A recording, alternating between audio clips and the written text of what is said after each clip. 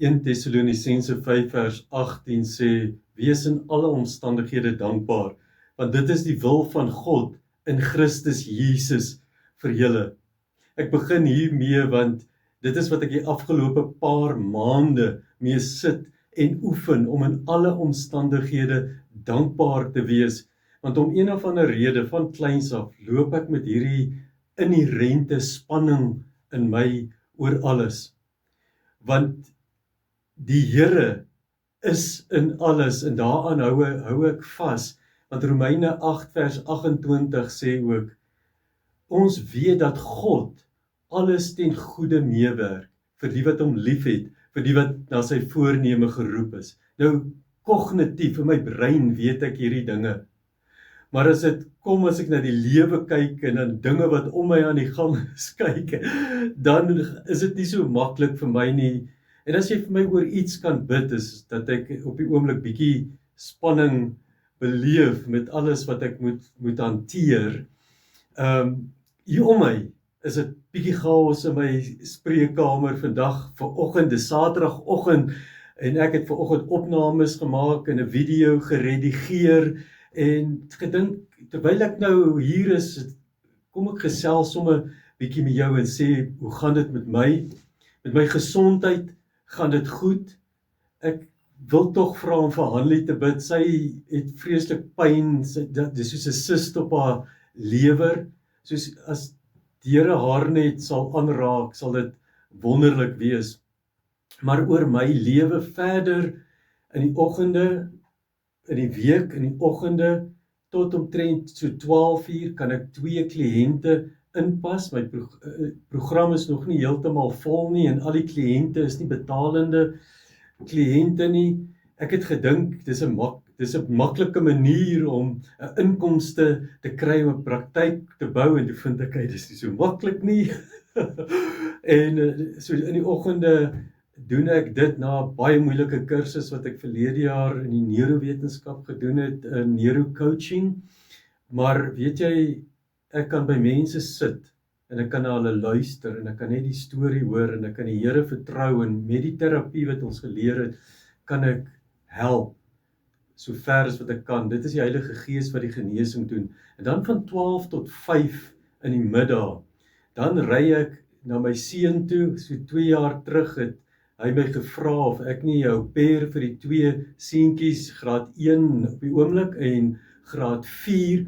So ek ry, ek kry hulle by die skool, ek gee kos, ek help huiswerk doen, buitemuurse aktiwiteite, en dan speel ek cricket en rugby, wat nog altyd 'n beroepssportman geword het, en ek het dit nou geword, is verskriklik dankbaar daaroor, maar in COVID het alles platgeval, en dit help my verskriklik baie.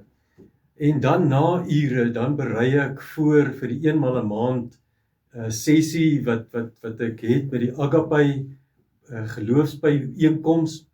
En uit die bloute, ek het vreeslik gebid, Here, ek wil net by u kinders in lande waar hulle vervolg word betrokke raak. En uit Bangladesh het iemand op my LinkedIn profiel gaan sien wat ek doen en my gekontak. Ek het daaroor gebid en ek voel die vrede. Dis 'n jong man wat uit die moslim geloof tot bekering gekom het, jonk getroud is, seentjie van 2 jaar, sy vrou het 'n sportbediening. En hy het 25 kerke geplant tot dusver met oor die 50 leiers. En hy het vir my gevra, sal ek betrokke raak om hulle te help met leierskap, opleiding? Hoekom die Here my gekies het, sal net hy weet. Maar dit doen ek ook na ure en oor naweke. En dan nog 'n ding, die 10de tot die 12de Oktober het ons 'n retreat op Shema, en ek bid en ek berei voor vir daai tyd, want jy weet, die Here, die mense het my nie nodig nie. Mense het nie mense nodig nie. Mense het die Vaderhart van God nodig. En in my voorbereiding is om daai plek te maak, sodat God daai naweek sy hart kan kom openbaar. En dit is moeilik vir my, want ek berei altyd so deeglik voor, dat ek eintlik die spasie totaal vul. So as julle daarvoor ook kan bid, daar's nog net 'n paar plekke oop, maar jy is so welkom as jy nog daai retreat wil bywoon.